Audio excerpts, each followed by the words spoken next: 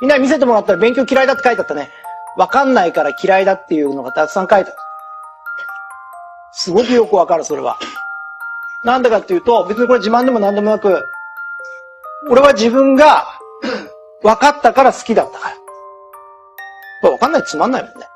じゃあ勉強って本当に役に立たない。勉強なんか役に立たないとも何人も書いてたよね。ちょっと一つ聞いてみて、この中で携帯使う人手挙げて。携帯作ったやつは、勉強したやつじゃない。君らが役に立たないって言った理科を。違う？そうでしょ？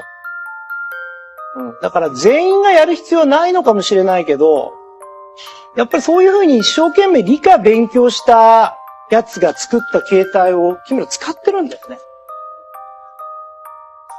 そうすると、そんなに役に立たないと言い切れるもんでもないんじゃないの？